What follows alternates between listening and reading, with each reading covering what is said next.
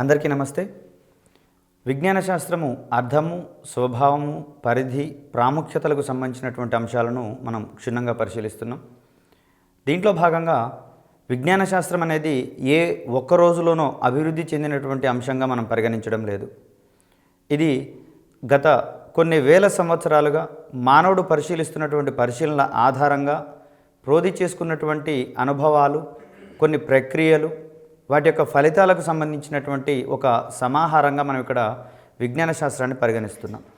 దీంట్లో భాగంగా గత క్లాసులలో విజ్ఞాన శాస్త్రానికి సంబంధించినటువంటి పలు నిర్వచనాలు, దానికి సంబంధించినటువంటి స్వభావం ఏ విధంగా ఉంటుంది, అదేవిధంగా దానికి సంబంధించినటువంటి పరిధి మరియు విజ్ఞాన శాస్త్రాన్ని నేర్చుకోవాల్సినటువంటి ఆవశ్యకతల గురించి మనం క్షుణ్ణంగా నేర్చుకున్నాం. ఈరోజు మనం విజ్ఞాన శాస్త్ర నిర్మాణం ఏ విధంగా ఉండబోతుంది, ఏ విధంగా ఉంది అనేటటువంటి అంశాల మీద మనం పలు ప్రాథమిక భావనల గురించి చూద్దాం. విజ్ఞాన శాస్త్రము ప్రధానంగా ఈ విజ్ఞాన శాస్త్ర ఫలితాలైనటువంటి యథార్థాలు, భావనలు, సిద్ధాంతాలు మరియు వీటన్నిటికీ సంబంధించినటువంటి పరిశీలనను చర్చించేటటువంటి ఒక అంశంగా మనం ఇక్కడ ద్రవ్యాత్మకమైనటువంటి నిర్మాణం గురించి మాట్లాడుకున్నాం. అదేవిధంగా నిరంతరం మారేటటువంటి విజ్ఞాన శాస్త్రాన్ని అభివృద్ధి చేసేటందుకు కొన్ని ప్రక్రియలు, పద్ధతులు, వైఖరులు, వీటన్నిటినీ సంశ్లేషణాత్మక నిర్మాణంగా మనం ఇక్కడ పరిగణించుకున్నాం.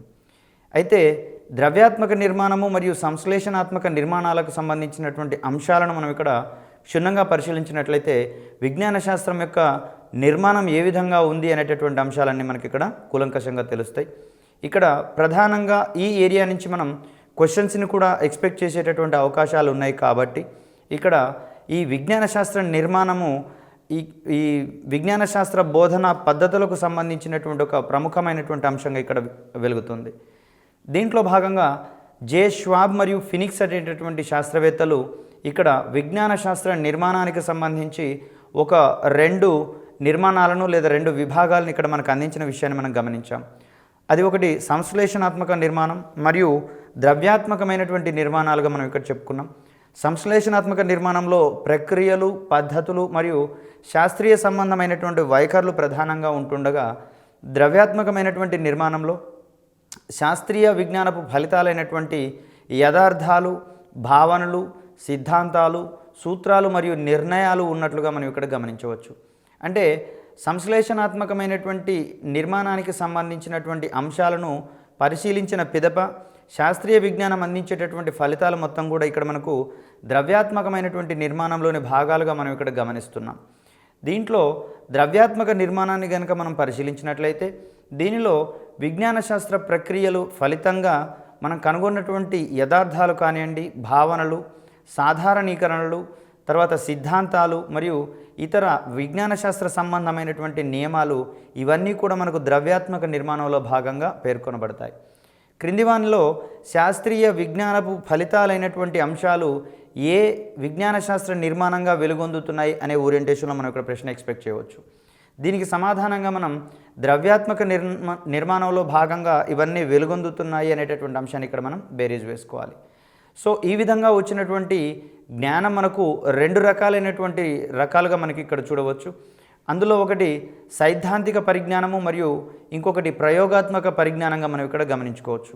అంటే పరిశీలన ద్వారా వచ్చినటువంటి భావనలు లేదా ఊహలకు సంబంధించినటువంటి అంశాలు మనకి ఇక్కడ సైద్ధాంతిక పరిజ్ఞానంగా మనం ఇక్కడ చెప్పుకుంటాం. ప్రాయోగిక జ్ఞానం అంటే విజ్ఞాన శాస్త్ర ఫలితాలకు సంబంధించినటువంటి అంశాలను వివిధ రకాలైనటువంటి ప్రయోగాల ద్వారా వాటిని పరిశీలించి దానికి సంబంధించినటువంటి ప్రాగుక్తీకరణ చేసిన తర్వాత వచ్చినటువంటి ఆ యొక్క జ్ఞానాన్ని మనం ఇక్కడ ప్రాయోగిక జ్ఞానంగా మనం ఇక్కడ పరిగణిస్తాం. ఇక్కడ పరిశీలన ద్వారా పొందేటటువంటి జ్ఞానాన్ని మనం ఇక్కడ రెండు రకాలైనటువంటి జ్ఞానాలుగా చెప్పుకుంటాం.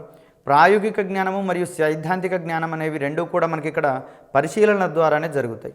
అయితే సైద్ధాంతిక జ్ఞానంలో వాటిని మనం ఒక భావనల రూపంలోనే మనం ఉంచుకుంటాం.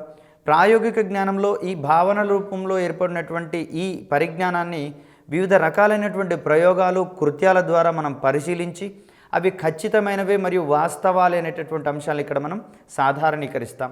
అంటే పరిశీలన ద్వారా పొందినటువంటి ఈ జ్ఞానాన్ని మనం ప్రాయోగిక జ్ఞానం మరియు సిద్ధాంత జ్ఞానాలుగా మనం ఇక్కడ చెప్పుకుంటే, ప్రాయోగిక జ్ఞానంగా మనం ప్రత్యక్ష పరిశీలన ద్వారా వచ్చినటువంటి వివరాలను మనం ఇక్కడ పొందుపరుస్తాం.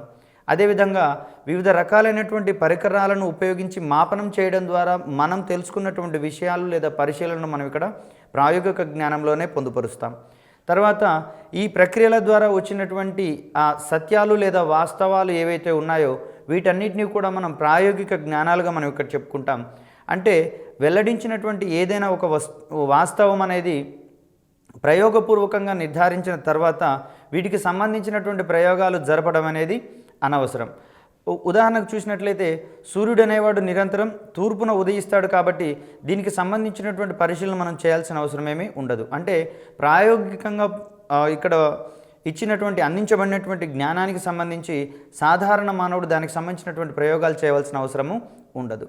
ఇక సిద్ధాంత పరిజ్ఞానానికి సంబంధించినటువంటి అంశాలను కనుక మనం ఇక్కడ పరిశీలించినట్లయితే దీంట్లో నిర్వచనాలు, భావనలు, సూత్రాలు, పరికల్పనలు, సిద్ధాంతాలు మరియు నియమాలకు సంబంధించినటువంటి సమాహారంగా మనం ఇక్కడ సిద్ధాంత పరిజ్ఞానాన్ని చెప్పుకుంటాం. ఇవన్నీ కూడా మళ్ళీ పరిశీలన ద్వారానే దీనికి సంబంధించినటువంటి జ్ఞానాలు పొందుతాం. అయితే ఈ సిద్ధాంత పరిజ్ఞానానికి సంబంధించినటువంటి అంశాలను వివిధ రకాలైనటువంటి ప్రయోగాల ద్వారా వాటిని పరిశీలించిన మీదట అది ప్రాయోగిక జ్ఞానంగా రూపొందుతుంది అనేటటువంటి అంశాన్ని ఇక్కడ మనం గమనించాలి. ఇక్కడ నిర్వచనాలు, భావనలు, సూత్రాలు, పరికల్పనలు, సిద్ధాంతాలు, నియమాలు వాస్తవానికి విజ్ఞాన శాస్త్రంలో మనకు అంతు లేకుండా అందుబాటులో ఉండేటటువంటి సమస్త సమాచారం మనకు ఈ రూపంలోనే ఉన్నాయి కాబట్టి వీటికి సంబంధించినటువంటి పలు అంశాలను కూలంకషంగా మనం ఇక్కడ గుర్తుంచుకుందాం. అయితే క్రింది వానిలో సిద్ధాంత పరిజ్ఞానానికి సంబంధించని అంశం ఏది లేదా సిద్ధాంత పరిజ్ఞానానికి సంబంధించిన అంశం ఏది అనేటటువంటి ఓరియంటేషన్లో మనం ఇక్కడ ప్రశ్నలు ఎదుర్కోవచ్చు. అదేవిధంగా ప్రాయోగిక జ్ఞానానికి సంబంధించిన అంశం ఏది లేదా ప్రాయోగిక జ్ఞానానికి సంబంధించిన అంశం ఏది అనేటటువంటి ఓరియంటేషన్లు ఇక్కడ మనం ప్రశ్నలు ఎదుర్కోవచ్చు. దీంట్లో ప్రధానంగా ప్రాయోగిక జ్ఞానానికి సంబంధించినటువంటి అంశాలను కనుక మనం పరిశీలించినట్లయితే దీనిలో పరిశీలనలు, పరికరాల వివరణలు, యథార్థాలు లేదా వాస్తవాలు అనేటటువంటి అంశాలను ఇక్కడ మనం గమనిస్తాం. దీంట్లో ప్రాయోగిక జ్ఞానంలో మొదటి స్థాయిలో మనం అంతకుముందు ఉంచుకున్నటువంటి పూర్వజ్ఞానం అనేది మనకి ఇక్కడ మొదటి స్థాయిలో ఉంటుంది. ఇక్కడ ఈ మొదటి స్థాయిలో ఉండేటటువంటి ఈ జ్ఞానము అనేటటువంటి అంశంలో ఈ ఉన్నటువంటి స్థాయిలో శాస్త్రజ్ఞులు పరిశీలన ద్వారా వివరాలను సంగ్రహించి దాన్ని మొత్తం కూలంకషంగా క్రోడీకరించి వచ్చినటువంటి యథార్థాలను ప్రాయోగిక పరిజ్ఞానం ఆధారంగా తెలియజేసేటటువంటి అంశాలను ఇక్కడ మనం గమనించవచ్చు. తర్వాత ప్రత్యక్ష పరిశీలనకు సంబంధించినటువంటి వివరణలన్నీ కూడా మనకి ఇక్కడ ప్రయోగ పరిశీలన ద్వారా అందించేటటువంటి జ్ఞానంగా మనం ఇక్కడ చెప్పుకుంటాం. ప్రయోగాత్మక పరిశీలన వల్ల జరిగేటటువంటి జ్ఞానం ఏదైనా సరే అది కూలంకషంగా అందించబడి ఉంటుంది. అంటే దీనికి సంబంధించినటువంటి అనుమానాలు ఏవి కూడా లేకుండా దీనికి సంబంధించినటువంటి అంశం మొత్తం కూడా సమగ్రంగా కూలంకషంగా ఉన్నటువంటి అంశాన్ని ఇక్కడ మనం చూడవచ్చు. అదేవిధంగా వివిధ పరికరాలకు సంబంధించినటువంటి అంశాలతోటి కనుక మనం చూసినట్లయితే టెలిస్కోపులు, మైక్రోస్కోపులు, యాంప్లిఫైయర్లు వంటి సున్నితమైనటువంటి పరికరాల ద్వారా వచ్చేటటువంటి జ్ఞానం మనకు ఇంకా ఖచ్చితంగా ఉంటుంది. తర్వాత దీనికి సంబంధించినటువంటి సమాచారం పూర్తి కూలంకషంగా ఉంటుంది కాబట్టి దీని పరికరాలకు సంబంధించినటువంటి ఈ పరిశీలన ద్వారా వచ్చేటటువంటి జ్ఞానాన్ని కూడా మనం ఇక్కడ ప్రాయోగిక జ్ఞానంగానే చెప్పుకుంటాం.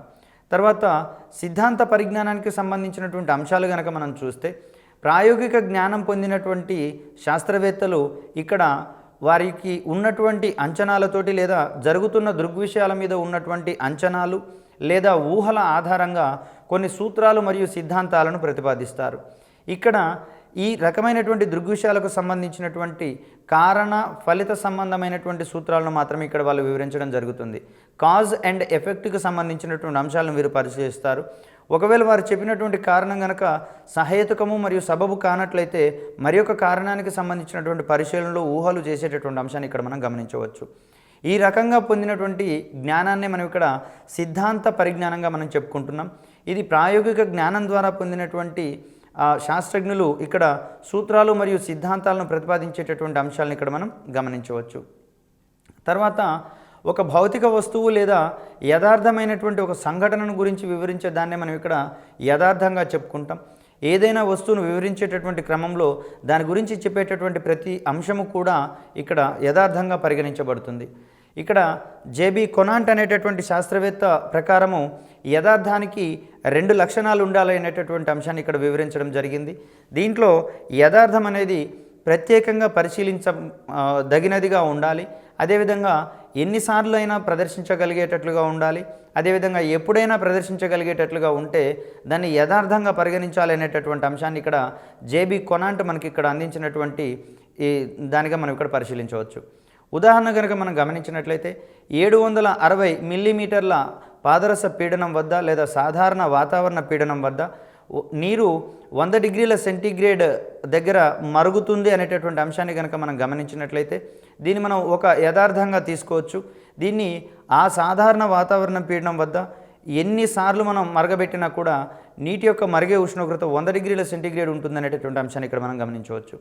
మరొక యథార్థాన్ని కనుక మనం పరిశీలించినట్లయితే ఆమ్లాలు నీలి లిట్మస్ను ఎర్ర లిట్మస్గా మారుస్తాయి అనేటటువంటి అంశాన్ని మనం గమనిస్తే ఏ రకమైనటువంటి ఆమ్లం తీసుకున్నా దాంట్లో ఉంచినటువంటి నీలి లిట్మస్ కాగితం అనేది ఎర్ర లిట్మస్గా మారుతుంది. కాబట్టి దీన్ని ఎన్నిసార్లు మనం పరిశీలించినా ఈ అంశం మనకు యథార్థంగానే మనకి ఇక్కడ పరిగణించాల్సినటువంటి అంశంగా మనం చూడవచ్చు. అదేవిధంగా వేడి చేసినప్పుడు రాగి వంటి లోహాలు వ్యాకోచిస్తాయి అనేటటువంటి అంశాన్ని కనుక మనం గమనిస్తే ఎన్నిసార్లు వీటిని వేడి చేసినా కూడా అవి వాటిలోని వ్యాకోచాన్ని మనం పరిశీలిస్తాం. కాబట్టి ఈ అంశాన్ని కూడా మనం ఇక్కడ యథార్థానికి సంబంధించినటువంటి అంశంగా చూస్తాం. అయితే యథార్థం అనేది పరమ సత్యం అనేటటువంటి అంశంలో కనుక చూసినట్లయితే యథార్థం అనేది పరమ సత్యం కాదు అనేటటువంటి అంశాన్ని ఇక్కడ మనం బేరీజ్ వేసుకోవచ్చు. అంటే ఆయా వాతావరణ పరిస్థితులు ఆయా పరిస్థితుల ఆధారంగా ఈ యథార్థం కూడా ఇన్ఫ్లుయెన్స్ అవుతుంది. కాబట్టి ఇది ఫైనల్ ట్రూత్గా దీన్ని మనం పరిగణించలేము. శాస్త్ర నిర్మాణంలో ఈ యథార్థాలు అనేవి పునాది ఇటుకలుగా ఉపయోగపడతాయి అనేటటువంటి అంశాన్ని ఇక్కడ మనం గమనించుకోవచ్చు. ఒకవేళ ప్రశ్నని ఇక్కడ కనుక మనం ఎక్స్పెక్ట్ చేసినట్లయితే శాస్త్ర నిర్మాణంలో పునాది ఇటుకలుగా పరిగణించబడేవి క్రింది వానిలో గుర్తించండి అనే ఓరియంటేషన్లో క్వశ్చన్ రావచ్చు. దీనికి ఆన్సర్గా మనం ఇక్కడ యథార్థాల గురించి చెప్పుకుంటాం. అంటే మనం చేసినటువంటి పరిశీలన ద్వారా వచ్చినటువంటి యథార్థాలను ఆధారంగా చేసుకొని శాస్త్ర నిర్మాణానికి సంబంధించినటువంటి అంశాలను మనం ఇక్కడ చూస్తాం. కాబట్టి దీన్ని శాస్త్ర నిర్మాణంలో యథార్థాలు అనేవి పునాది ఇటుకలుగా ఉపయోగపడతాయి అనేటటువంటి అంశాన్ని చూడవచ్చు. శాస్త్రీయ అన్వేషణకు సంబంధించినటువంటి పలు శాస్త్రవేత్తల యొక్క పరిశీలన కనుక మనం గమనించినట్లయితే శాస్త్రీయ అన్వేషణలో యథార్థాల యొక్క ప్రాముఖ్యతను ఇవాన్ పావ్లో వెలుబుచ్చినట్లుగా మనం ఇక్కడ చూడవచ్చు. దీంట్లో మరికొన్ని ఉదాహరణలు కనుక మనం గమనించినట్లయితే పక్షి రెక్కలు ఎంత పటిష్టంగా ఉన్నా కూడా గాలి వాలు అనేది దానికి అనుకూలంగా లేకపోతే అది సరిగా ఎగరనటువంటి అంశాన్ని ఇక్కడ మనం గమనించుకోవచ్చు. దాని యొక్క రెక్కలలో ఎంత బలం ఉన్నా కూడా దాని యొక్క బలం కేవలం ఎగరడానికి కాకుండా గాలి యొక్క ప్రభావాన్ని నిరోధించడానికే సరిపోతుంది. కాబట్టి అది గాలిలో ఎదురువాలులో ప్రయాణించలేదు అనేటటువంటి అంశాన్ని ఇక్కడ మనం గమనించుకోవాలి. ఇక్కడ యథార్థాలు అనేవి శాస్త్రీయ ఆధారమైనటువంటి పురోగతికి ఆధారమైన గాలి లాంటి వాటిగా మనం ఇక్కడ చూసుకుంటాం. అంటే యథార్థాలు ఎల్లప్పుడూ కూడా ఒక శాస్త్ర నిర్మాణానికి పునాది ఇటుకలుగా ఉపయోగపడతాయి. కానీ దానినే బేరీజు వేసుకొని ఒక పరమ సత్యాన్ని మనం ఇక్కడ ప్రతిపాదించలేము అనేటటువంటి అంశాన్ని ఇక్కడ మనం గమనించుకోవాలి. మరొక అంశాన్ని కనుక మనం చూసినట్లయితే సాధారణీకరణము లేదా దీన్నే జనరలైజేషన్ అనేటటువంటి టర్మ్తో చూస్తాము. ఇక్కడ సామాన్యీకరణ లేదా జనరలైజేషన్ అనేది పదార్థాల మీద ఆధారపడి ఉండేటటువంటి ఒక అంశంగా మనం ఇక్కడ చూస్తాం. ఇక్కడ పరిశీలన దోషాల పరిధులకు లోబడి పలు వస్తువులను పరిశీలించిన తర్వాత వాటికి సంబంధించినటువంటి సాధారణీకరణ మనం ఇక్కడ చేయగలుగుతాం. ఫర్ ఎగ్జాంపుల్ లోహాలకు సంబంధించినటువంటి అంశాలను కనుక మనం చూసినట్లయితే లోహాలు వేడికి వ్యాకోచిస్తాయి అనేటటువంటి ఈ యథార్థాన్ని రుజువు చేయడానికి కాను మనం రకరకాలైనటువంటి పదార్థాల మీద ఇక్కడ ఎక్స్పెరిమెంట్స్ చేయాల్సి వస్తుంది. తీసుకున్నటువంటి ప్రతి లోహము కూడా వేడి చేసినప్పుడు వ్యాకోచించిన సందర్భంలో మాత్రమే దీని ఒక యథార్థంగా వేడి చేస్తే వస్తువులు వ్యాకోచిస్తాయి అనేటటువంటి ఒక జనరలైజేషన్కి మనం తీసుకొని రాగలుగుతాం. ఏ ఒక్క లోహం కూడా ఈ యొక్క ధర్మంతో విభేదించినట్లయితే దాన్ని పూర్తి స్థాయిలో వేడి చేస్తే లోహాలు వ్యాకోచిస్తాయి అనేటటువంటి సాధారణీకరణకు మనం రాలేము. కాబట్టి పదార్థాల మీద ఆధారపడి ఉండేటటువంటి ఒక అంశంగా ఇక్కడ మనం సామాన్యీకరణ గురించి చూస్తాము. అదేవిధంగా విద్యుత్తును తమ గుండా ప్రవహింపచేసేటటువంటి పదార్థాలన్నింటినీ కూడా విద్యుత్ వాహకాలుగా మనం ఇక్కడ పరిగణిస్తాము. ఇక్కడ ఎలక్ట్రిక్ కండక్టర్స్గా అనేటటువంటి అంశాన్ని ఇక్కడ మనం చూడవచ్చు. అంటే కొన్ని వస్తువులు అనేవి విద్యుత్తును ప్రవహింపచేసినప్పుడు వాటి గుండా విద్యుత్తును ప్రవహింపచేయలేవు. కాబట్టి ఇక్కడ పదార్థాలన్నింటినీ మనం విద్యుత్ వాహకాలుగా పరిగణించలేము. ఇక్కడ విద్యుత్ వాహకాలు అనేటటువంటి ఒక సాధారణీకరణను కనుక మనం తీసుకోవాల్సి వస్తే అన్ని రకాలైనటువంటి పదార్థాలు విద్యుత్తును తమ గుండా ప్రసరింపజేసినప్పుడు మాత్రమే పదార్థాలన్నీ విద్యుత్ వాహకాలుగా ప్రవర్తిస్తాయనేటటువంటి ఒక సాధారణీకరణ మనం అందించాల్సి వస్తుంది. సో ఈ ధర్మం ఆధారంగా మనం విద్యుత్ ప్రవాహం ఆధారంగా వస్తువులు 3 రకాలని చెప్పుకున్నాం. వాహకాలు, బంధకాలు మరియు అర్ధవాహకాలు అనేటటువంటి అంశాలతో ఇక్కడ మనం చూసినాం. ఇన్ కేసు ఈ 3 ధర్మాలు కాకుండా వేరే ధర్మాన్ని కనుక ప్రదర్శించినట్లయితే అప్పుడు 4వ ధర్మంగా కూడా మనం అక్కడ యాడ్ చేయాల్సి వస్తుంది. కాబట్టి ఇక్కడ అన్ని పదార్థాలు విద్యుత్ వాహకాలు కావు అనేటటువంటి ఒక సాధారణీకరణకు మనం చేరుకోవచ్చు. లేదా పదార్థాలు మనం 3 రకాలుగా వర్గీకరిస్తున్నాం. అవి వాహకాలు, బంధకాలు మరియు అర్ధవాహకాలు అనేటటువంటి ఒక సాధారణీకరణకు మనం రావచ్చు విద్యుత్ ప్రవాహం ఆధారంగా వస్తువుల యొక్క లేదా పదార్థాల యొక్క వర్గీకరణకు సంబంధించి. మరొక అంశాన్ని కనుక మనం చూసినట్లయితే భావనలకు సంబంధించినటువంటి అంశాలను చూస్తాం. కొన్ని వాస్తవాల పరంపర ఒకదానితో ఒకటి సరిపోతే దాన్ని ఇక్కడ భావనగా మనం చెప్పుకుంటాం. ఆల్రెడీ మనకు తెలిసినటువంటి వాస్తవాలు ఒకదానితో ఒకటి సరిపోయినటువంటి క్రమంలో దాన్ని ఇక్కడ ఒక భావనగా చెప్పుకుంటాం. భావన అనేది యథార్థాల యొక్క సమూహాన్ని ఏర్పరుస్తుంది అనేటటువంటి అంశాన్ని ఇక్కడ మనం గమనించుకోవాలి. ఇక్కడ భావన అనేది ఒక ప్రయోజనాత్మకమైన ఊహించగలిగినటువంటి ఒక ప్రవచనంగా మనం ఇక్కడ చెప్పుకుంటాం. వైజ్ఞానిక భావనలు అన్నవి యూనివర్సలైజేషన్ సాధించినప్పటికీ కూడా ఇవి శాశ్వతంగా ఉండవు అనేటటువంటి అంశాన్ని ఇక్కడ మనం గుర్తుంచుకోవాలి. వైజ్ఞానిక భావనలు సార్వత్రికంగా ఉంటాయి కానీ శాశ్వతంగా ఉండవు అనేటటువంటి అంశంలో ఇక్కడ మనం వైజ్ఞానిక భావనల గురించి చెప్పుకుంటాం. విజ్ఞాన శాస్త్ర మౌలిక భావనలు అనేవి కాలక్రమంలో మార్పు చెందుతుంటాయి అనేటటువంటి అంశాన్ని ఇక్కడ మనం చూడవచ్చు. ఏ విధంగా విజ్ఞాన శాస్త్రంలో నిరంతరం మార్పు అనేది ప్రతిఫలిస్తూ ఉంటుందని చెప్పుకున్నామో మౌలిక భావనలో కూడా కాలగమనంలో మార్పులు చెందుతూ ఉంటాయనేటటువంటి అంశాన్ని ఇక్కడ మనం చూడవచ్చు. ఎగ్జాంపుల్ గమనించినట్లయితే కంపనాల ద్వారా ధ్వని పుడుతుంది అనేటటువంటి అంశాన్ని ఇక్కడ మనం గమనించుకున్నాం. ఇది ఒక వైజ్ఞానిక భావనగా మనం ఇక్కడ చెప్తాం. అయితే వస్తువులన్నింటిలో కంపనాలు ఏర్పడుతున్నాయా లేదా అనేది మనం ఇక్కడ పూర్తి స్థాయిలో వివరించలేము. కానీ ధ్వని ప్రయాణించాలి అంటే వస్తువు ఖచ్చితంగా కంపనం చెందాలి అనేటటువంటి అంశాన్ని ఇక్కడ మనం ఒక వైజ్ఞానికపరమైనటువంటి భావనగా చెప్పుకుంటాం. అదేవిధంగా ధ్వని ప్రయాణించడానికి యానకం అవసరము అనేటటువంటి అంశాన్ని కూడా ఇక్కడ మనం వైజ్ఞానిక భావనగా మనం ఇక్కడ చెప్పుకుంటాం.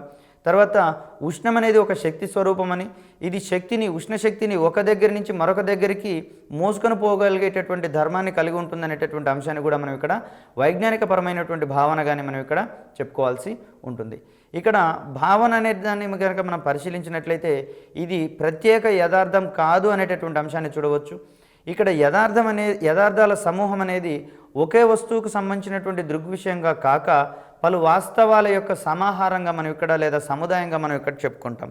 యథార్థాల యొక్క సమూహము ఒకే వస్తువుకు సంబంధించినటువంటి దృగ్విషయంగా మనం ఇక్కడ పరిగణలోకి తీసుకోలేము. తర్వాత ప్రాక్కల్పన లేదా పరికల్పనకు సంబంధించినటువంటి అంశాలు పరిశీలిస్తే ఇక్కడ ప్రాక్కల్పన అనేది వాస్తవాలను పరిగణించుకోవడానికి గాను ప్రాతిపదికగా తీసుకున్నటువంటి ఒక ఊహ ప్రకృతిలో మనం చూసేటటువంటి సంఘటనలు లేదా దృగ్విషయాలు అలా ఎందుకు జరుగుతున్నాయి అనేటటువంటి ఒక తర్కబద్ధమైనటువంటి ఆలోచనల ద్వారా ఇక్కడ మనకు వచ్చేటటువంటి ఊహలనే మనం పరికల్పనలుగా చెప్పుకుంటాం. అంటే ప్రకృతిలో సంభవించేటటువంటి ప్రతి ఒక్క అంశాన్ని క్షుణ్ణంగా పరిశీలించేటటువంటి కోణంలో ఈ విధంగానే ఎందుకు జరుగుతుంది అనేటటువంటి పరిశీలన ఆధారంగా మనకు వచ్చేటటువంటి ఊహలనే మనం ఇక్కడ పరికల్పనలుగా చెప్పుకుంటాం. ఈ పరికల్పనలకు సంబంధించి తదుపరి పరిశీలన మొత్తం కూడా ఆ యొక్క ఊహను కనుక ధృవపరిస్తే అది మనకి ఇక్కడ ఒక యథార్థంగా లేదా వాస్తవంగా రూపొందుతుంది అనేటటువంటి అంశాన్ని ఇక్కడ మనం బేరేజ్ వేసుకోవచ్చు. గత కాలంలో లేదా సాంప్రదాయకంగా లేదా ప్రాచీన కాలంలో ఈ మెరుపులకు సంబంధించినటువంటి ఉరుములకు సంబంధించినటువంటి మరియు పిడుగులకు సంబంధించినటువంటి అంశాలకు ఆధునిక భౌతిక శాస్త్రం అందించినటువంటి ఈ యథార్థాలకు సంబంధించి మౌలికమైనటువంటి వ్యత్యాసం చాలా ఉన్నటువంటి అంశాలు ఇక్కడ మనం గమనించుకోవచ్చు. కాబట్టి ఏదైనా ఒక దృగ్విషయం ఎందుకు జరుగుతుంది అనేటటువంటి ఓరియంటేషన్లో మనం చేసేటటువంటి పరిశీలనలకు సమాధానంగా మనం అందుకునేటటువంటి లేదా అందించేటటువంటి ఊహలని మనం ఇక్కడ పరికల్పనలుగా చెప్పుకుంటాం. తర్వాత పరిశీలించినటువంటి ఈ దృగ్విషయాల వివరణకు మూలాధారమైనటువంటి ఊహ అయితే ఆ ఊహ వ్యక్తికి గల సంబంధిత విషయ పరిజ్ఞానం మరియు సాక్ష్యాలు మొదలగు వాటి మీద ఆధారపడి ఉంటుంది. అంటే ఇది ఇక్కడ ఈ విషయాల మీద ఈ సమాచారం అనేది వ్యక్తి యొక్క పూర్వ పరిజ్ఞానం మీద మరియు ఆయన యొక్క విషయ పరిజ్ఞానం మీద ఆధారపడి ఉంటుంది. కాబట్టి ఒకే అంశానికి సంబంధించి వేర్వేరు రకాలైనటువంటి వ్యక్తులు వేర్వేరు రకాలైనటువంటి పరిశీలనలు లేదా వ్యాఖ్యానాలు అందించేటటువంటి అంశాన్ని ఇక్కడ మనం చూడవచ్చు. అంటే ఒకే రకమైనటువంటి శాస్త్రీయ విజ్ఞానాన్ని వేర్వేరు వ్యక్తులు వేర్వేరు రకాలుగా మనం ఇక్కడ పరిశీలించేటటువంటి అంశాన్ని చూడవచ్చు. ఇక్కడ ఉదయించేటటువంటి సూర్యుని కనుక పరిశీలించినట్లయితే సాధారణ పరిజ్ఞానం ఉన్నటువంటి వ్యక్తి ఆ సూర్యుని యొక్క ఉదయించేటటువంటి సూర్యుని యొక్క రంగును మరియు అక్కడ వచ్చేటటువంటి ఒక ఆహ్లాదకరమైనటువంటి వాతావరణాన్ని అనుభవించగలుగుతాడు. ఒకవేళ శాస్త్రీయ విజ్ఞానం ఉన్నటువంటి ఒక వ్యక్తి కనుక చూసినట్లయితే ఇక్కడ తూర్పును ఉదయించే క్రమంలో సూర్యుని యొక్క పరిమాణం పెద్దగా ఉంది కాబట్టి ఇది పెద్దగా ఎందుకు ఉంటుంది అనేటటువంటి ఆలోచన చేస్తాడు. అదేవిధంగా మధ్యాహ్నం సమయానికి సంబంధించినటువంటి సూర్యుని యొక్క రంగుకు, ఉదయించేటటువంటి మరియు అస్తమించేటటువంటి సూర్యుని యొక్క రంగుకు ఎందుకు ఈ భేదాలు వస్తున్నాయి అనేటటువంటి అంశంలో శాస్త్రీయ విజ్ఞానం ఉన్నటువంటి వ్యక్తి పరిశీలన చేస్తాడు.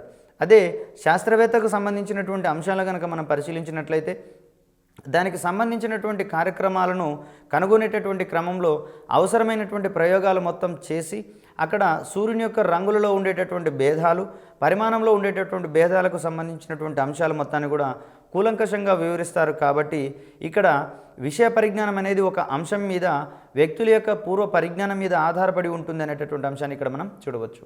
అదేవిధంగా పరికల్పన అనేది విజ్ఞానరహితమైన మరియు ఆధారరహితమైనటువంటి ఊహలు అనేవి పరికల్పనలుగా మనకి ఇక్కడ పనికిరావు. విషయ పరిజ్ఞానము మరియు విజ్ఞానం ఉన్నప్పుడు వాటికి ఒక మూలాధారం ఉన్నప్పుడు మాత్రమే ఆయా ఊహలను మనం ఇక్కడ పరికల్పనలుగా చేసుకుంటాం. అంత మాత్రం చేత మనకు వచ్చేటటువంటి ఊహలన్నింటినీ మనం ఇక్కడ పరికల్పనలుగా పరిగణించము అనేటటువంటి అంశాన్ని ఇక్కడ మనం గుర్తుంచుకోవాలి. ప్రాకల్పనకు సంబంధించి లేదా పరికల్పనకు సంబంధించినటువంటి లక్షణాలను కనుక మనం పరిశీలించినట్లయితే ఈ పరికల్పనలు అనేవి వాస్తవంగా ఉండాలి అనేటటువంటి అంశాన్ని ఇక్కడ మనం చూడవచ్చు. సత్యదూరమైనటువంటి ఊహలు, ఆధారరహితమైనటువంటి ఊహలు మనం ఇక్కడ పరికల్పనలుగా పరిగణించలేం. తర్వాత ఇవి ప్రకృతి సిద్ధమైనటువంటి నియమాలకు వ్యతిరేకంగా ఉండకూడదు, వాటికి పూర్తి అనుకూలంగా ఉండేటటువంటి అంశాలను ఇక్కడ మనం గమనించాలి. తర్వాత తార్కికబద్ధమైనటువంటి ఆలోచనలకు అనుగుణంగా ఉండేటటువంటి అంశాలని మనం ఇక్కడ ప్రాక్కల్పనలుగా చెప్పుకుంటాం. నెక్స్ట్ సాధారణంగా పరిశీలించినటువంటి యథార్థాలను బట్టి ఈ ప్రాకల్పనలు లేదా పరికల్పనలు అనేవి ఆమోదకరంగా ఉండాలి, ఎటువంటి ఇబ్బందికరమైనటువంటి పరిస్థితులలో ఇవి ఉండకూడదు. తర్వాత ప్రాకల్పనల యొక్క మరొక లక్షణంగా పరీక్షించదలిచినదిగా ఉండాలి. పరీక్షించదలచలేనటువంటి అంశాలు మనం ఇక్కడ పరికల్పనలుగా పరిగణించలేము. తర్వాత ప్రత్యక్షంగా కానీ లేదా పరోక్షంగా కానీ నిరూపించడానికి వీలైనటువంటి ఊహలను మాత్రమే ఇక్కడ పరికల్పనలుగా పరిగణించుకుంటాం. కాబట్టి ఇక్కడ పరికల్పనలకు సంబంధించి క్రింది వానిలో లక్షణం అయినదేది లేదా కానిదేది అనేటటువంటి ఓరియంటేషన్లో మనం ఇక్కడ ప్రశ్నలను ఎక్స్పెక్ట్ చేయవచ్చు. కాబట్టి పరికల్పనల యొక్క లక్షణాలకు సంబంధించినటువంటి అంశాలు మనం క్షుణ్ణంగా నేర్చుకోవాల్సిందే. మరొక అంశాన్ని కనుక మనం చూసినట్లయితే ప్రాకల్పనలకు సంబంధించినటువంటి విధులు ఏ విధంగా ఉంటాయనే ఓరియంటేషన్లో మనకి ఇక్కడ సమాచారాన్ని చూడాల్సి ఉంటుంది. ఇది ప్రాకల్పన యొక్క విధులను కనుక మనం గమనిస్తే ఇది పరిశోధనకు సంబంధించినటువంటి దిశను సూచిస్తుందని, ఇక్కడ పరిశోధన ఏ రకమైనటువంటి ఓరియంటేషన్లో మనం ముందుకు తీసుకుపోవాలనే ఓరియంటేషన్లో మనకు పరికల్పన అనేది ఒక దారిని చూపించేటటువంటి దిక్సూచిగా పనిచేస్తుంది. తర్వాత దైనందిన జీవితంలో ఎదురయ్యేటటువంటి వివిధ సమస్యలకు వాటి యొక్క స్వరూపాన్ని అర్థం చేసుకునే క్రమంలో ఇక్కడ ప్రాకల్పన తోడ్పడుతుంది అనేటటువంటి అంశాన్ని ఇక్కడ మనం చూస్తాం. అదేవిధంగా నిరూపించడానికి అవసరమైనటువంటి పద్ధతిని సూచించేటటువంటి క్రమంలోనూ ఇక్కడ ప్రాకల్పన యొక్క విధి ఉన్నట్లుగా మనం ఇక్కడ గమనించవచ్చు. ఇక్కడ ప్రాకల్పన యొక్క విధి అయినదేది లేదా కానిదేది, లేకపోతే ప్రాకల్పన యొక్క లక్షణం అయినదేది లేదా లక్షణం కానిదేది అనే ఓరియంటేషన్లో మనం ఇక్కడ క్వశ్చన్స్ని ఎక్స్పెక్ట్ చేయవచ్చు. తర్వాత ఒక ప్రాకల్పన అనేది కొత్త పరిశీలనలకు మరియు నూతన ప్రయోగాలకు దారితీసేటటువంటి అంశంగా మనం ఇక్కడ గమనించవచ్చు. ఇది ప్రాకల్పన యొక్క మరొక ముఖ్యమైన విధిగా మనం పరిగణిస్తాం. తర్వాత సంబంధితమైనటువంటి విషయాలను ప్రాకల్పనను నిర్వచించుకునేటటువంటి క్రమంలో సంబంధితమైనటువంటి విషయాలను వివరించేటటువంటి ఒక అంశంగా ప్రాకల్పన యొక్క విధులను గురించి చెప్పుకుంటాం. అదేవిధంగా సిద్ధాంతాల అభివృద్ధికి నియమాల యొక్క ఆవిష్కరణకు తోడ్పడేటటువంటి ఒక ప్రక్రియగా మనం ఇక్కడ ప్రాకల్పన యొక్క విధుల గురించి మనం మాట్లాడుకోవాల్సి వస్తుంది. ఏదైనా సిద్ధాంతాన్ని అభివృద్ధి చేయాలన్నా, తర్వాత భౌతిక శాస్త్రం లేదా విజ్ఞాన శాస్త్రానికి సంబంధించినటువంటి నియమాలను మనం ఆవిష్కరించాలన్నా సరి అయినటువంటి పరికల్పనలు చేసుకొని దానికి సంబంధించినటువంటి నిర్ధారణ జరిపిన తర్వాత ఆయా సిద్ధాంతాలు అభివృద్ధి పరచబడతాయి మరియు నియమాలు ఆవిష్కరించబడతాయి అనేటటువంటి అంశాలను ఇక్కడ మనం గమనించుకోవాలి. తర్వాత ప్రాకల్పనలకు సంబంధించినటువంటి పలు రకాలను కనుక మనం ఇక్కడ పరిశీలించినట్లయితే దీంట్లో ప్రధానంగా మొట్టమొదటి దానిగా నల్ ప్రకల్పనగా చెప్పుకుంటాం మనం. అంటే ఏదైనా రెండు విషయాల మధ్య ఎటువంటి సంబంధం లేదు అని చెప్పేటటువంటి క్రమంలో ఉండేటటువంటి ప్రాకల్పనను మనం ఇక్కడ నల్ ప్రాకల్పనగా చెప్పుకుంటాం. రసాయన చర్య వేగానికి ఉష్ణోగ్రతకు ఎటువంటి సంబంధం లేదు అని చెప్పడాన్ని మనం ఇక్కడ నల్ ప్రాకల్పనగా చెప్పుకుంటాం. మరొక ప్రాకల్పనకు సంబంధించిన అంశాలు చూస్తే ప్రకటనాత్మక ప్రాకల్పన అని చెప్పేసి అని అంటాం.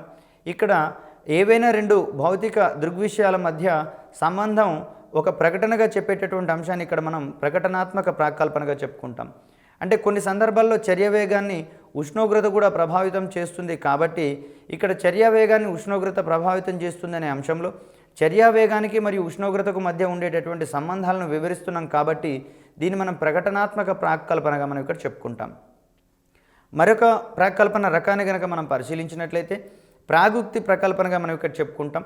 అంటే ఏదైనా ఒక అంశం జరగబోతున్నప్పుడు ఆ జరగబోయేటటువంటి అంశాన్ని ఊహించి చేసేటటువంటి ఒక ప్రాకల్పనగా మనం ప్రాగుక్తి ప్రాకల్పనగా చెప్పుకుంటాం. నీటిని ఏ ఉష్ణోగ్రత వద్దనైనా మరిగించవచ్చా అనే ఓరియంటేషన్లో కనుక ఒక అంశాన్ని ఊహించమని చెప్పమన్నప్పుడు ఇక్కడ విద్యార్థులు దానికి సంబంధించి అక్కడ ఉష్ణోగ్రతను అంటే నీటిని వేడి చేసేటటువంటి ఉష్ణోగ్రత యొక్క ఆ వేడి చేసే సమయాన్ని బట్టి వాళ్ళు ఒక అంచనాకు వచ్చేటటువంటి అవకాశం ఉంది కాబట్టి ఇక్కడ ఈ క్రమంలో వచ్చేటటువంటి అంశాన్ని మనం ఇక్కడ ఊహాత్మకమైనటువంటి ఒక అంశంగా మనం ఇక్కడ గమనించవచ్చు. తర్వాత సిద్ధాంతానికి సంబంధించినటువంటి అంశాలు కనుక మనం పరిశీలించినట్లయితే మన చుట్టూ భౌతిక ప్రపంచంలో జరుగుతున్నటువంటి సంఘటనలు ఎందుకు జరుగుతున్నాయి, ఏ విధంగా జరుగుతున్నాయి, దీనికి జరగడానికి గల ప్రధాన కారణాలు ఏమిటి అని తెలుసుకోవడానికి శాస్త్రజ్ఞులు చేసేటటువంటి ప్రయత్నాల ఫలితాలని మనం ఇక్కడ సిద్ధాంతాలుగా చెప్తాం.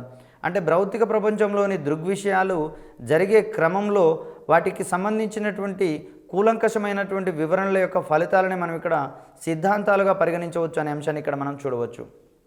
ఇక్కడ సిద్ధాంతాల యొక్క సాక్ష్యాల ఆధారంగా పరిస్థితులను సంఘటనలను వివరించేటటువంటి ప్రతిపాదనలు కూడా మనం ఇక్కడ గమనించుకోవచ్చు. ఇక్కడ సంఘటనల మధ్య ఉండేటటువంటి పరస్పర సంబంధాలను సిద్ధాంతం అనేది విశదీకరిస్తుంది అనేటటువంటి అంశాన్ని ఇక్కడ మనం గమనించవచ్చు. ఇక్కడ సిద్ధాంతాలకు సంబంధించినటువంటి మౌలిక అంశాలను కనుక మనం ఒకసారి గమనిస్తే రెండు కానీ అంతకన్నా ఎక్కువగానే పరిశీలనలు కలుగజేస్తాయనేటటువంటి అంశాన్ని ఇక్కడ మనం గమనించాలి. శాస్త్రీయ ఫలితాలను సమర్థవంతంగా వివరించేటటువంటి అంశాలుగా మనకి ఇక్కడ సిద్ధాంతాలను గురించి చెప్పుకుంటాం. అంటే ఏదైనా ఒక శాస్త్రీయ ఫలితం ఏ అంశం ఆధారంగా ఏర్పడుతుంది అనేటటువంటి అంశాన్ని వివరించే క్రమంలో సిద్ధాంతాలు మనకు అత్యధికంగా ఉపయోగపడతాయి. మరియు పరిశోధన యొక్క ఫలితాలను సమర్థవంతంగా వివరించేటటువంటి ఒక అంశంగా మనకి ఇక్కడ సిద్ధాంతాలు అనేవి ఉపయోగపడతాయి. తర్వాత కొన్ని సమయాల్లో అనువర్తనం కలిగి అంటే అప్లై చేసుకోదగి మౌలికమైనటువంటి అభిప్రాయాన్ని విస్తృతపరిచేటటువంటి కోణంలో కూడా మనం ఇక్కడ సిద్ధాంతాలకు సంబంధించినటువంటి అంశాలను ఇక్కడ చూడవచ్చు. తర్వాత ఎలక్ట్రాన్ సిద్ధాంతానికి సంబంధించినటువంటి అంశాలను కనుక మనం గమనించినట్లయితే ఎలక్ట్రాన్ యొక్క ఉనికిని మనం కనుగొన్న తర్వాతనే విద్యుత్తుకు సంబంధించినటువంటి ప్రాథమికమైనటువంటి అంశాలన్నింటినీ మనం ఇక్కడ వివరించడానికి ఒక ఆస్కారం ఏర్పడింది అనేటటువంటి అంశాన్ని ఇక్కడ మనం గమనించుకోవాలి. దీని ఆధారంగానే వివిధ పదార్థాలలో ఏర్పడేటటువంటి ఉష్ణ ఫలితాలు కానివ్వండి, అయస్కాంత ఫలితాలు కానివ్వండి, వీటికి సంబంధించినటువంటి అన్ని అంశాలను కూలంకషంగా వివరించడానికి ఎలక్ట్రాన్ సిద్ధాంతం అనేది మనకు క్షుణ్ణంగా ఉపయోగపడింది అనేటటువంటి అంశాన్ని ఇక్కడ మనం గమనించుకోవాలి. అదేవిధంగా ఈ ఎలక్ట్రాన్ యొక్క పరిధి రసాయన శాస్త్రంలో రసాయన సంబంధము మరియు సంయోజనీయత అనేటటువంటి అంశాలను వివరించడానికి కూడా ఈ ఎలక్ట్రాన్ సిద్ధాంతం ఉపయోగపడింది. కాబట్టి భౌతిక శాస్త్రంలోని సిద్ధాంతాలన్నీ కూడా భౌతికపరమైనటువంటి దృగ్విషయాలను వివరించేటటువంటి క్రమంలో అత్యధికంగా ఉపయోగపడతాయి అనేటటువంటి అంశాన్ని ఇక్కడ మనం గుర్తుంచుకోవాలి. తర్వాత కొన్ని సందర్భాలలో ఈ సిద్ధాంతం అనేది దాని పరిధిలో సంకుచం అవుతుంది అనేటటువంటి అంశాన్ని ఇక్కడ మనం గమనించుకోవచ్చు. తర్వాత అణు సిద్ధాంతం ప్రకారం పదార్థం అనేది అణుజాలంతో నిర్మితమైందని చెప్పేసి చెప్తుంది. కానీ ఎక్స్ కిరణ వివర్తనానికి సంబంధించినటువంటి పరిశోధనలు ఇక్కడ మౌలిక రసాయన స్ఫటికాలు అయానిక నిర్మాణాలు అని చెప్పేసి అనేటటువంటి అర్థాన్ని ఇక్కడ వివరిస్తుంది అనేటటువంటి అంశాన్ని ఇక్కడ మనం గమనించవచ్చు. అంటే ప్రతి పదార్థము అణుజాలంతోనే నిర్మితం కావట్లేదు, ఇవి కొన్ని సందర్భాలలో రసాయన స్ఫటికాలు అనేవి అయానిక నిర్మాణాలు లేదా అయాన్లతోటి ఏర్పడుతున్నాయి అనేటటువంటి అంశాన్ని ఇక్కడ మనం గమనించాలి. ఇది మనకు అణు సిద్ధాంతం ద్వారా వచ్చినటువంటి అంశంగా మనం ఇక్కడ చెప్తాం. తర్వాత దీనికి సంబంధించినటువంటి మరొక సిద్ధాంతంగా ఎక్స్ కిరణ వివర్తన సూత్రం అనేటటువంటిది లేదా వివర్తన సిద్ధాంతం అనేటటువంటిది మనకి ఇక్కడ ఉపయోగపడినటువంటి మరొక అంశంగా మనం ఇక్కడ చూడాలి.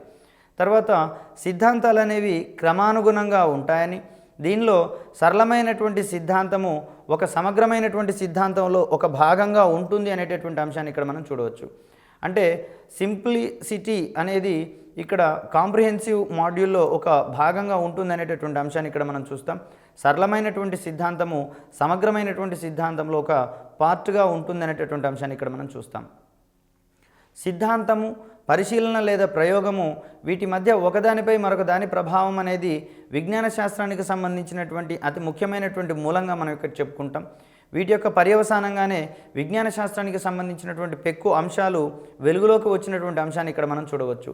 అయితే శాస్త్రంలో ఇదే అంతిమ సిద్ధాంతం అని చెప్పడానికి వీల్లేదు. ఎందుకంటే విజ్ఞాన శాస్త్రం నిరంతరం మార్పు చెందుతూ ఉంటుంది. కాబట్టి ఇక్కడ భూకేంద్రక సిద్ధాంతము, సూర్యకేంద్రక సిద్ధాంతాలను కనుక మనం పరిశీలించినట్లయితే ఆ సిద్ధాంతాలే మనకు అంతిమంగా పరిగణించబడక ఈ ఓరియంటేషన్లోనే మనకు కెప్లర్ గ్రహగమన నియమాలు వచ్చినటువంటి అంశాన్ని ఇక్కడ మనం గుర్తుంచుకోవచ్చు. అదేవిధంగా పరమాణు నిర్మాణానికి సంబంధించి పుచ్చకాయ నమూనా, ఈ రకమైనటువంటి నమూనాలతో పాటుగా ఇక్కడ ఆధునికమైనటువంటి భావనల ఆధారంగా వచ్చినటువంటి పరమాణు నిర్మాణాలు అధికంగా మనకు వివరించబడినాయి. కాబట్టి ఇక్కడ పుచ్చకాయ నమూనాతోటే పరమాణు నిర్మాణం ఆగిపోకుండా పలు మౌలికమైనటువంటి కణాలను కూడా వెలుగులోకి తీసుకొచ్చినటువంటి క్రమాన్ని ఇక్కడ మనం గుర్తుంచుకోవచ్చు. ఏ శాస్త్రజ్ఞునికి కూడా ఇతరులను ప్రశ్నించలేని అధికారం ఉండదు అనేటటువంటి అంశాన్ని ఇక్కడ మనం గమనించాలి. అంటే ఒక శాస్త్రవేత్త చెప్పినటువంటి అంశాలే మనం గుడ్డిగా నమ్మటానికి వీల్లేదు. అవసరమైతే దానికి సంబంధించినటువంటి పరిశీలనకు సంబంధించిన వివరణలు మనం అడిగి తెలుసుకోవడంలో ఇబ్బంది ఏమీ లేదు. అదేవిధంగా శాస్త్రవేత్తలు చెప్పిందనే మనం పూర్తి స్థాయిలో నమ్మవలసినటువంటి అవసరం కూడా లేదు. అయితే ఇక్కడ ప్రశ్నించేటటువంటి తత్వంలో భాగంగా దాన్ని అపోజ్ చేసేటటువంటి సమాచారాన్ని కూడా మనం అక్కడ ఖచ్చితంగా మెన్షన్ చేసినప్పుడు మాత్రమే దానికి సంబంధించినటువంటి అంశాలు పరిగణలోకి తీసుకోబడతాయి అనేటటువంటి అంశాన్ని ఇక్కడ మనం గమనించాలి. భూకేంద్రక సిద్ధాంతం తప్పు అని నిరూపించడానికి కాను దానికి ఆధారమైనటువంటి మరికొన్ని అంశాలను అక్కడ పేర్కొన్న తర్వాతనే భూకేంద్ర సిద్ధాంతంలో లోపాలు ఉన్నాయనేటటువంటి అంశాన్ని గుర్తించడం జరిగింది. ఈ లోపాలను సరిదిద్దుకునేటటువంటి క్రమంలో భాగంగానే మనకు వచ్చిన సిద్ధాంతంగా సూర్యకేంద్రక సిద్ధాంతాన్ని చెప్తాం. అంత మాత్రం చేత భూకేంద్రక సిద్ధాంతం ఇచ్చినటువంటి శాస్త్రవేత్త యొక్క కృషి అనేది తీసి పారివేయలేంది.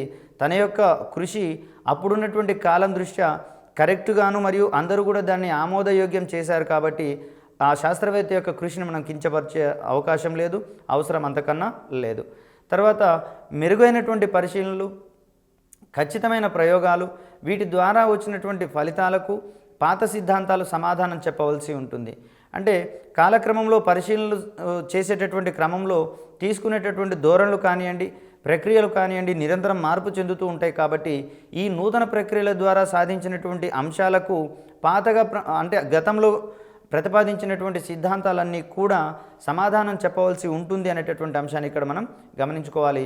అంత మాత్రం చేత కొత్త అంశాలు వచ్చినాయి కాబట్టి పాత సిద్ధాంతాలను వదిలివేయాలని ఏం లేదు. ఒకవేళ ఈ కొత్త అంశాలు కనుక పాత సిద్ధాంతం సరైన వివరణ ఇవ్వగలిగితే అప్పుడు కొత్త సిద్ధాంతాన్ని రూపొందించుకోవాల్సినటువంటి అవసరం ఉండదు అనేటటువంటి అంశాన్ని ఇక్కడ మనం చూడాల్సి ఉంటుంది. తర్వాత ఇక్కడ వచ్చినటువంటి నూతన పరిశీలనలో భాగంగా ఒకవేళ అవసరమైనట్లయితే కొంత భాగంలో మార్పులు ప్రవేశపెట్టవలసి కూడా వస్తుంది. ఇక్కడ సూర్యకేంద్రక సిద్ధాంతం మరియు భూకేంద్రక సిద్ధాంతాలకు సంబంధించి వృత్తాకార కక్షలను వాళ్ళు అక్కడ ఇచ్చినటువంటి అంశాన్ని మనం గమనించవచ్చు. ఇక్కడ గ్రహ గమనాలకు సంబంధించినటువంటి మొట్టమొదటి నమూనాగా మనం 2000 సంవత్సరాల క్రితం అందించినటువంటి టాలమీకి సంబంధించిన భూకేంద్రక సిద్ధాంతాన్ని మనం ఇక్కడ పరిగణిస్తున్నాం. అయితే భూకేంద్రక సిద్ధాంతం తప్పనేటటువంటి కోణంలో కోపర్నికస్ ఇచ్చినటువంటి సైద్ధాంతికమైనటువంటి అంశాలు మనం ఇక్కడ గమనించవచ్చు. అయితే ఈ భూకేంద్రక మరియు సూర్యకేంద్రక సిద్ధాంతంలోని మౌలికమైనటువంటి అంశాలను పరిశీలించిన తర్వాత టైకో బ్రాహే అనేటటువంటి శాస్త్రవేత్త గ్రహచలనానికి సంబంధించినటువంటి విస్తృతమైనటువంటి అంశాలను పరిశీలించి కొన్ని కీలకమైనటువంటి సమాచారాన్ని మనకు అందించడం జరిగింది. అయితే టైకో బ్రాహే తన యొక్క పరిశీలన ఆధారంగా ఎటువంటి సైద్ధాంతికమైనటువంటి రూపాన్ని ఇవ్వలేకపోయాడు. కానీ టైకో బ్రాహే తర్వాత తన యొక్క శిష్యుడైనటువంటి కెప్లర్ ఈ దత్తాంశం యొక్క ఆధారంగానే ఒక సిద్ధాంతపరమైనటువంటి నియమాలను మనకు అందించడం జరిగింది. కెప్లర్ కోపర్నికస్ ఇచ్చినటువంటి వృత్తాకార కక్షల స్థానంలో దీర్ఘ వృత్తాకార కక్షలను ప్రవేశపెట్టినటువంటి మొదటి సైద్ధాంతిక నియమాలుగా మనం కెప్లర్ అందించినటువంటి గ్రహ గమన నియమాల గురించి మనం ఇక్కడ చెప్పుకుంటాం. అంత మాత్రం చేత అంతకుముందు ఉన్నటువంటి కెప్లర్ కోపర్నికస్ యొక్క పరిశీలనలు వృధా అనేటటువంటి అంశాన్ని మనం ఇక్కడ చెప్పకూడదు. ఎందుకంటే ఈ పరిశీలనల యొక్క కొనసాగింపుగానే మనం ఇక్కడ కెప్లర్ అందించినటువంటి గ్రహ గమన నియమాల గురించి చెప్పుకుంటాం. అంటే ఈ భూకేంద్రక సిద్ధాంతాలు మరియు సూర్యకేంద్రక సిద్ధాంతాలకు సంబంధించిన పరిశీలనలు లేకపోతే కెప్లర్కు సంబంధించినటువంటి నియమాలు అనేవి పూర్తిగా ఆధారరహితమైనటువంటి అంశాలుగా మిగిలిపోయే ప్రమాదం ఉంది. కాబట్టి ఆ పరిశీలనలను రుజువు చేసేటటువంటి అంశాలు పాత సిద్ధాంతాలలో లేవు. కాబట్టి ఒక కొత్త సిద్ధాంతాన్ని ఇక్కడ మనం రూపొందించుకున్నాం. అదేవిధంగా వృత్తాకార కక్షల స్థానంలో దీర్ఘవృత్తాకార కక్షలను పెట్టి కొంత మార్పుకు లోను చేసినటువంటి అంశాలను కూడా మనం ఇక్కడ పరిగణలోకి తీసుకోవాల్సి ఉంటుంది. తర్వాత నియమము మరియు సూత్రానికి సంబంధించినటువంటి అంశాలను కనుక మనం పరిశీలించినట్లయితే ఇక్కడ వచ్చినటువంటి పరికల్పనలు కానీ సిద్ధాంతపు తుది నిర్ణయాలు కానీ ప్రయోగాత్మకంగా యథార్థాలుగా నిరూపితమైనప్పుడు వాటిని సూత్రాలుగా పరిగణించాలి అనేటటువంటి అంశాన్ని ఇక్కడ మనం గమనించాలి. పరికల్పన కానీ సిద్ధాంతపు తుది నిర్ణయం కానీ ప్రయోగాత్మకంగా వాటిని యథార్థాలుగా పరిగణించినప్పుడు మాత్రమే ఆయా పరికల్పనలు సూత్రస్థాయికి చేరుకుంటాయి అనేటటువంటి అంశాన్ని ఇక్కడ మనం గమనించవచ్చు.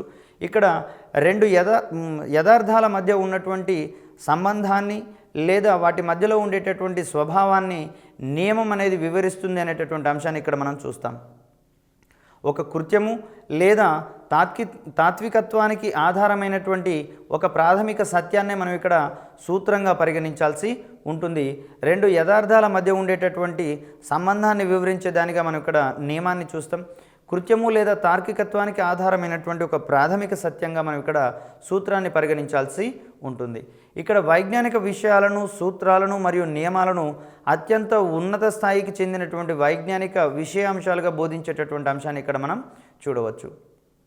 ఇక్కడ కొన్ని ఉదాహరణలు కనుక మనం పరిశీలించినట్లయితే విశ్వంలో ఉండేటటువంటి వివిధ ఖగోళ పదార్థాల మధ్య ఉండేటటువంటి సంబంధాన్ని విశ్వ గురుత్వాకర్షణ నియమం వివరిస్తుంది అనేటటువంటి అంశాన్ని ఇక్కడ మనం చూస్తాం. సూర్యుని చుట్టూత గ్రహాలు ఎందుకు వాటి యొక్క నిర్ధారిత కక్షల్లో పరిభ్రమిస్తున్నాయి అనేటటువంటి అంశాన్ని వివరించేటటువంటి క్రమంలో ఆవిష్కృతమైనటువంటి ఒక అద్భుతమైనటువంటి సిద్ధాంతంగా ఇక్కడ విశ్వ గురుత్వాకర్షణ నియమం గురించి మనం ఇక్కడ చెప్పుకుంటాం. ఇక్కడ దీర్ఘవృత్తాకార కక్షల్లో కానివ్వండి వృత్తాకార కక్షల్లో పరిభ్రమించాలన్నా వాటి మధ్యలో ఉండేటటువంటి ఆ సంబంధాన్ని మరియు వివిధ ఖగోళ వస్తువుల మధ్యలో ఏర్పడేటటువంటి ఆకర్షణ బలాల యొక్క స్వభావాల్ని కానీ వివరించేటటువంటి ఒక నియమంగా మనం ఇక్కడ గురుత్వాకర్షణ నియమాన్ని గురించి చెప్పుకుంటాం.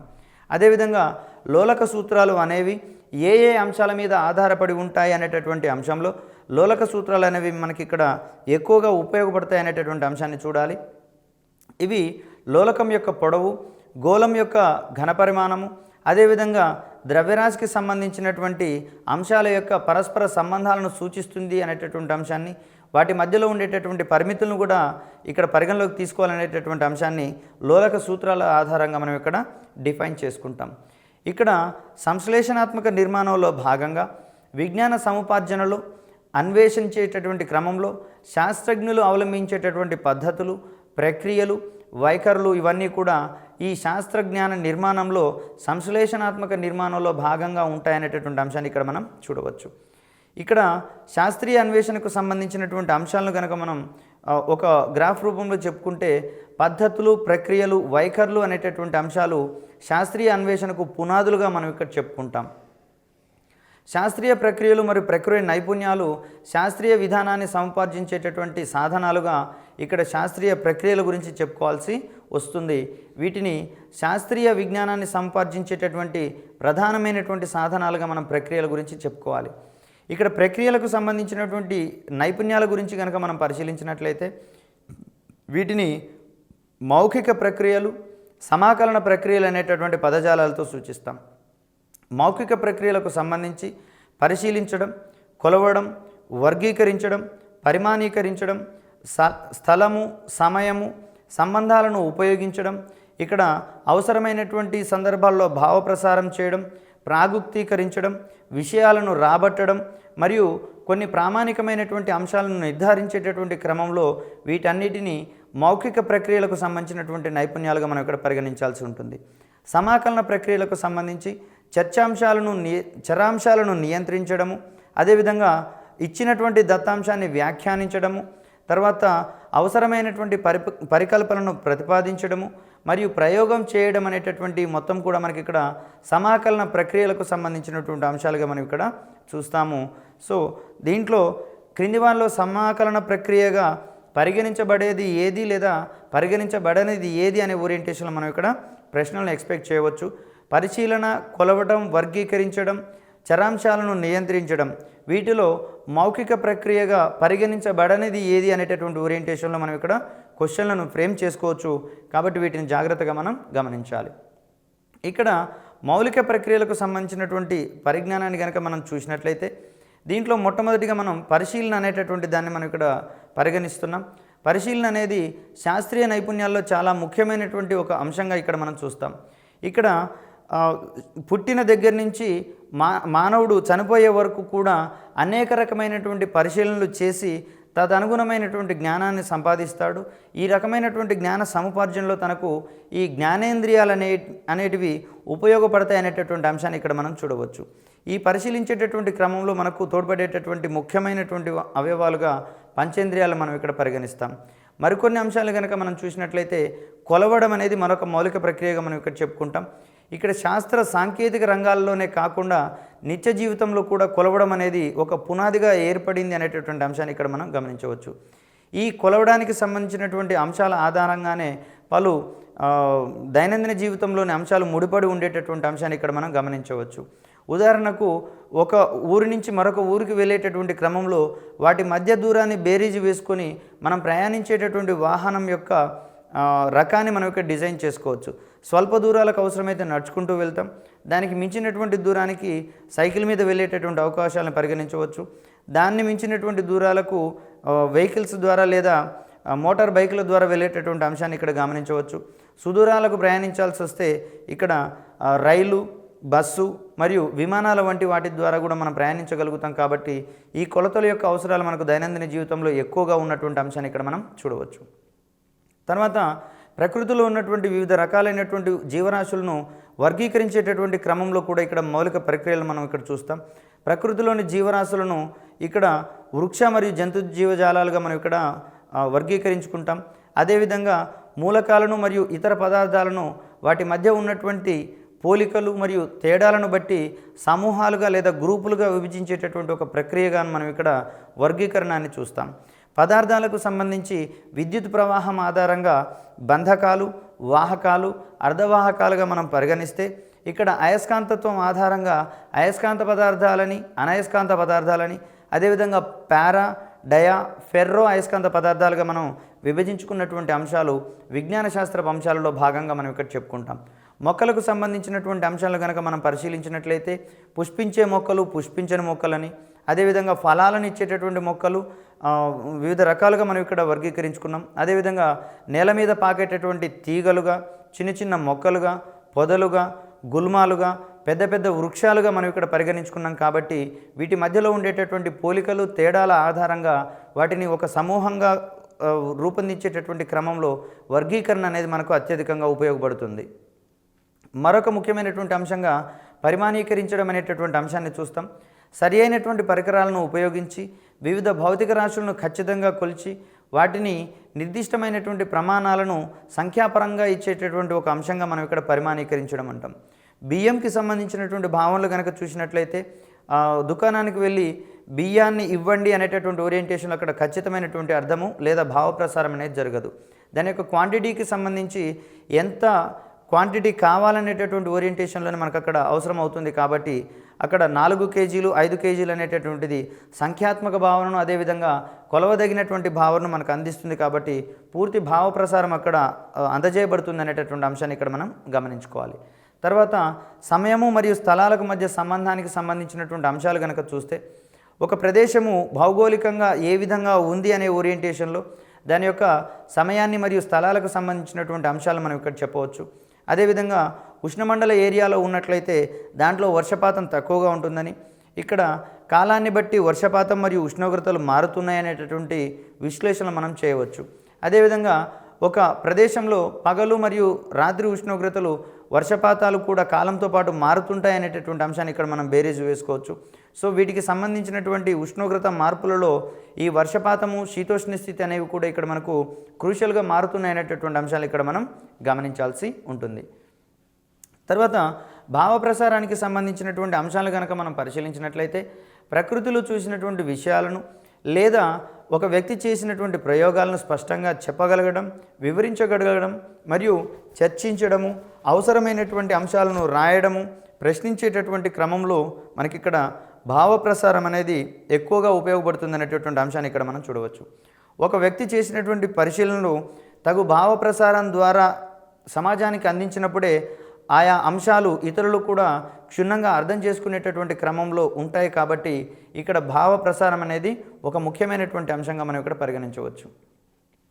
ఇక్కడ విశిష్టమైనటువంటి ఒక అంశాన్ని కనుక చూసినట్లయితే ఐన్స్టీన్ చేసినటువంటి ఒక 3 పరిశోధన పత్రాలను కనుక మనం గమనిస్తే తను ఫోటో విద్యుత్ ఫలితము మరియు బ్రౌనియన్ చలనము మరియు సాపేక్షత సిద్ధాంతం అనేటటువంటి ఒక 3 పరిశోధన పత్రాలను అందించడం జరిగింది.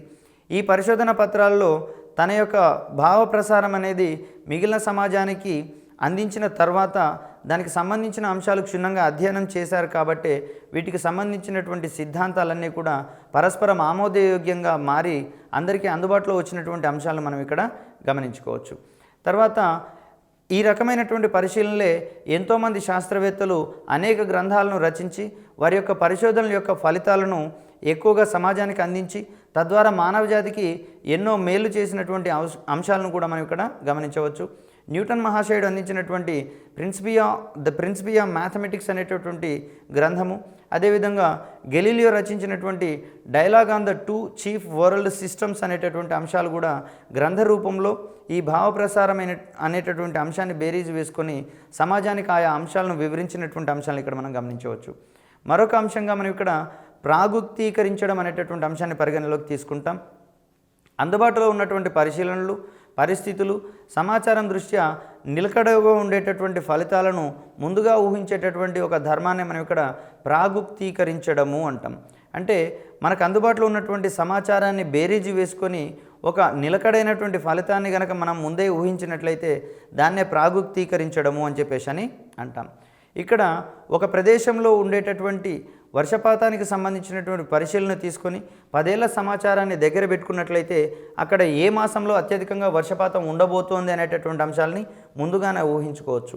తర్వాత అక్కడ గరిష్టంగా ఎంత వర్షపాతం సంభవించబోతోంది అనేటటువంటి అంశాన్ని ఈ 10 ఏళ్ల సమాచారాన్ని నుంచి క్రోడీకరించగలిగితే దాన్ని మనం ఖచ్చితంగానే ముందుగానే ఊహించవచ్చు. కాబట్టి దీనికి సంబంధించినటువంటి అంశాలు మనం పరిశీలించవచ్చు.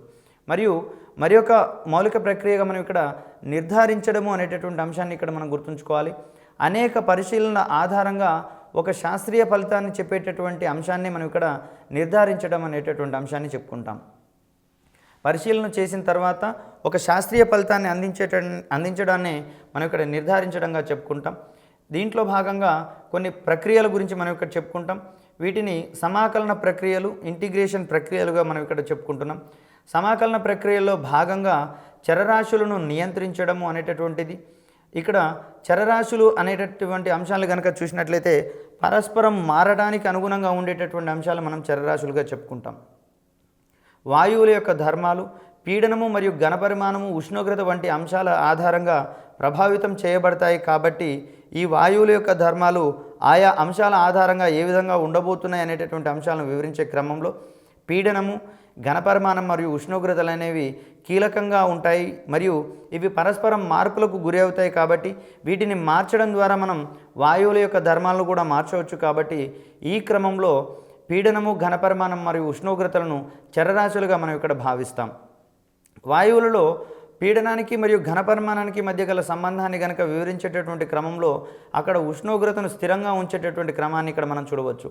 ఈ సందర్భంలో ఉష్ణోగ్రత అనేది స్థిరరాశిగా పరిగణించబడుతుంది.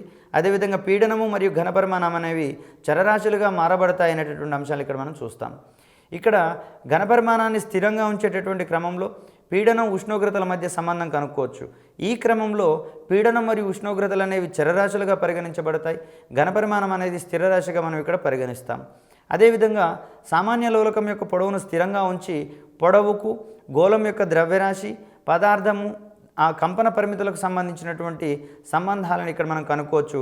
కాబట్టి ఈ సందర్భంలో లోలకం పొడవు అనేది స్థిరరాశిగా పరిగణించబడుతుంది. లోలకం యొక్క పొడవు, గోళం యొక్క ద్రవ్యరాశి, పదార్థం యొక్క రకము మరియు కంపన పరిమితులు అనేవి ఇక్కడ చరరాశులుగా మారేటటువంటి అంశాన్ని ఇక్కడ మనం గమనించవచ్చు. ఇక్కడ చరరాశులను నియంత్రించి చేసినటువంటి ప్రయోగాల ఆధారంగా కొన్ని రకాలైనటువంటి నియమాలు, సూత్రాలను మనకు అందించబడ్డాయి అనేటటువంటి అంశాన్ని ఇక్కడ మనం గమనించవచ్చు.